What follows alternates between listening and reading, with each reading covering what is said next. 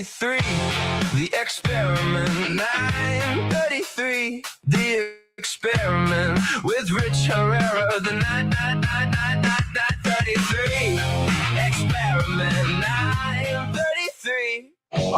All right, good morning, everybody. 9:33, the experiment, actually. We open up the phone lines. It's podcast, radio show. It's the one where you actually get to chime in. We take your telephone calls.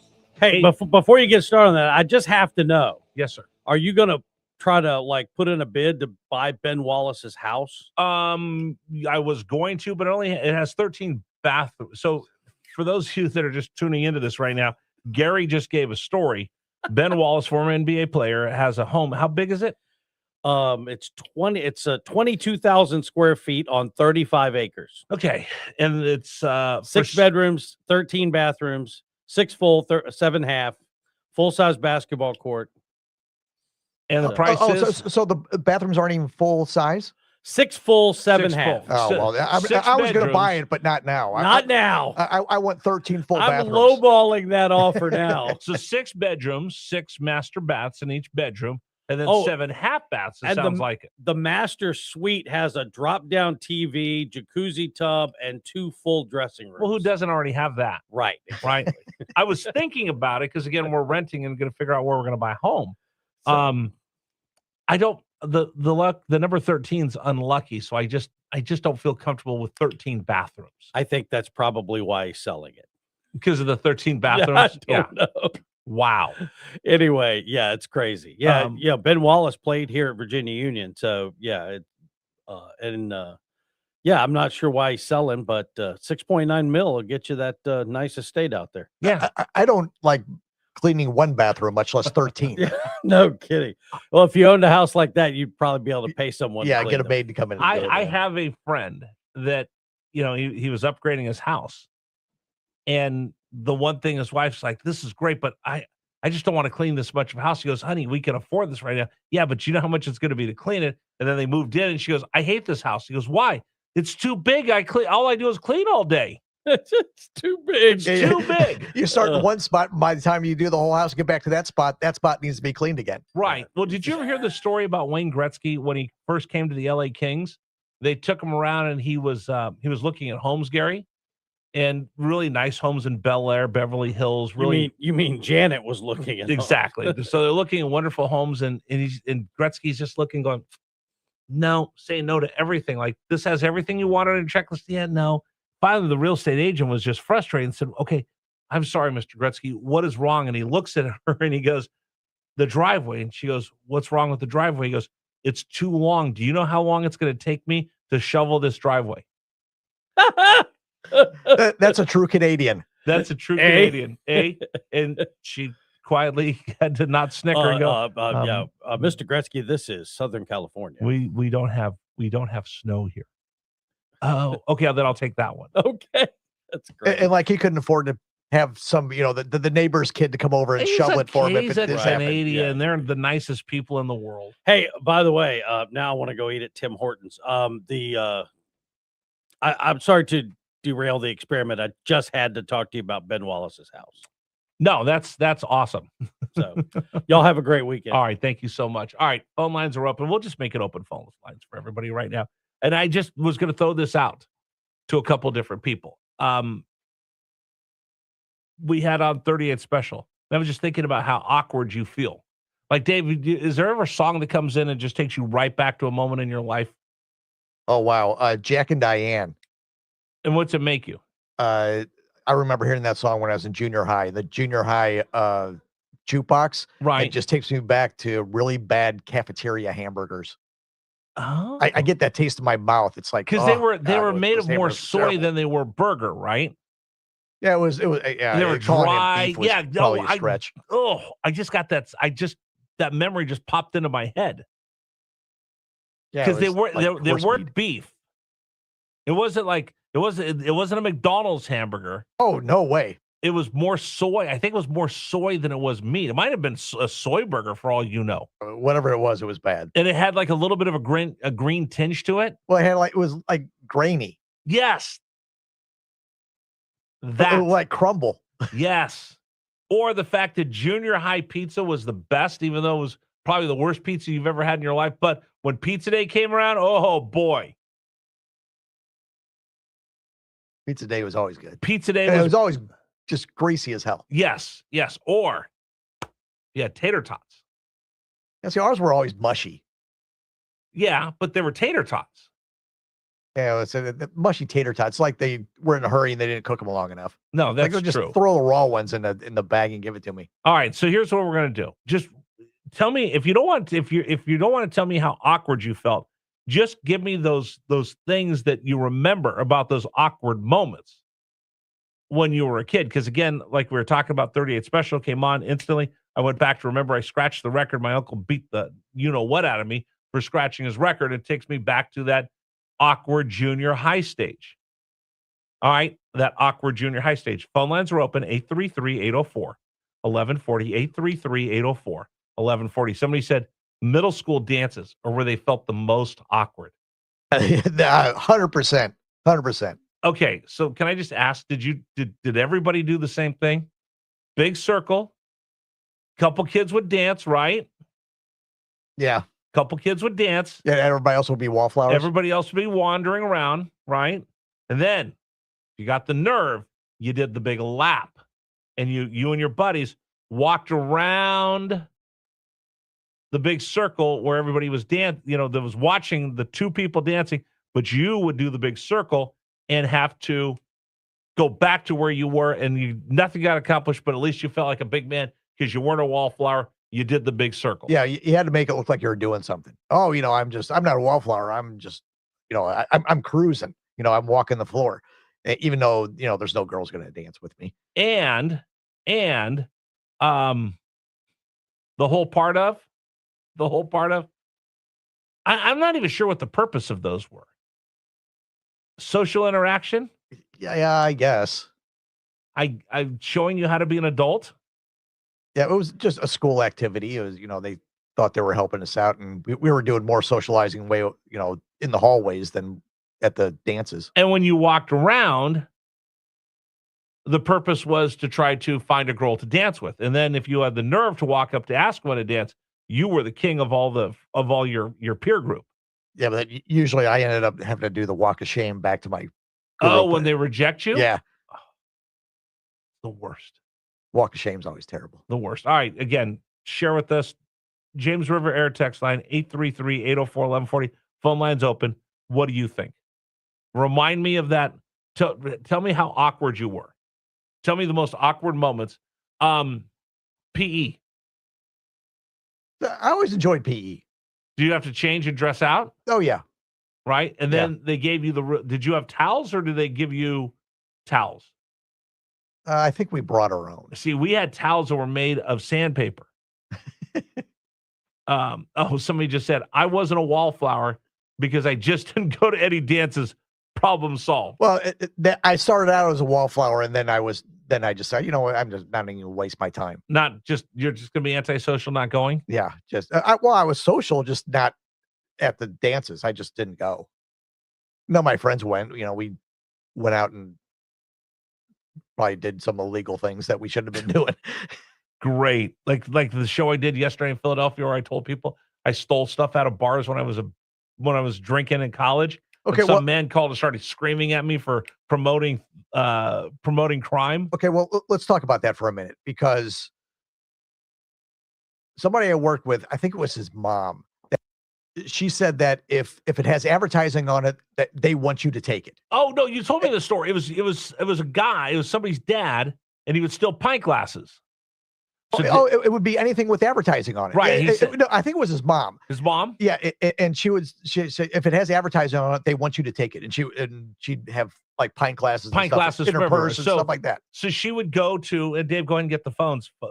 People keep trying to call. We're having too much fun talking. People, if this is the story Dave told me yesterday, he would go over to his friend's house, and they had all these pint glasses from different bars, and they have, beer signs on them, this and that and everything else. And then when they asked him, like, why do you have all these pint glasses with different bars? They said, well, it's advertising. What do you mean it's advertising? Well, If they have that on the glass, that means they want you to take it home so you remember to come back again. So therefore, I just put it in my purse. Or if it was just like a brand name like Budweiser or something, she would say, and to her, it wasn't stealing. It was Right. just, if it had advertising on it, they want you to take it. And if she needed some glasses at home, she'd throw a couple of them in order a couple of pints of beer and then drink it, then put them in her purse. No, that's outstanding. All right. Okay. I've got to remind people when you call in, you can't just tell Rich this. You actually have to participate on the program. Again, we're just recalibrating because we don't take a lot of telephone calls. So people are like, how come you do this? Listen, we're just bringing this back into the show and share with you because it is a little bit different than we normally do here at News Radio WRVA. But I did want to open up the phone lines for you, give you an opportunity. And again, we'll do this Rush Limbaugh style, open phones. If you want to talk about this, you want to talk about whatever else you want that we talked about in the show today, you could do that as well. I don't know what's going to happen each day. Somebody just said, oh, now we know your secret, Rich. You carry a purse. I didn't carry a purse. The woman put the purse in. I'm telling you, Dave, people are salty today. What is it with you people? The text message line, everybody's been salty. Maybe it's just because it's getting hot, it's getting humid, and we're getting so close to the 4th of July, and everybody wants that extra day off. We're going to take the 3rd off. It's a company holiday, then the 4th of July. So just 4 shows next week. But I have a feeling we're getting to this. There's a point of angst right now amongst people. I've felt it for like the last week and a half. Something is going on where people are just on edge even more. Go to Dan. Than they have been lately. All right, let me go to Dan. Dan, save us right here. You're on the 933 experiment. Hello. Hey, how's it going, Rich? What's up, buddy? Back in middle school, it was really embarrassing to get changed for PE, especially since they gave it these really tiny shorts way back in the 70s. Yes. But and then the soap was just ridiculous. Oh, However, and then you had to run in, grab the shower, get back out. Yeah. Yeah. When I was in middle school, there was this little thing called the bicentennial going. I've heard it before. And our school put on a play for, our school put on play on about it, and I was able to play the Patrick Henry speech. Oh, which was cool. And I was just saying, a week Saturday is going to be the 4th of July. If anybody can, get tickets to go to St. John's Episcopal downtown, where they're going to reenact the entire "Give Me Liberty, Give Me Death" speech, and then they're going to read the Declaration of Independence. It's really cool. I've wanted to see that since I moved to town. I kind of explored around there when I went to the Irish Festival, but that's something that I'm looking. Again, my son's coming in on Monday, so he's got a whole list of things he wants to go to D.C. My uncle said I got to go up to the state fair to watch the rodeo. We're going to probably go back up to Mount Vernon on the 4th of July, Monticello, and about a bazillion other things in the month that he's here, especially with USA 250. I can't wait to see what that state fair is going to be like and all the rest of the stuff they have up in D.C. this week. Yeah, but if you can get to St. John's, get there. It's so cool. Do they do that every day? Then Or you do can they? eat the greeting. Yeah. Do they do that They do it. Yeah.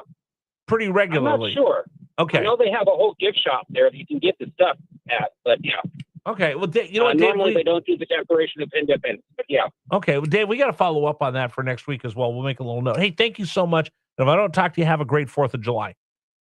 I mean, there's so many different things to go on, Dave, during the 4th of July,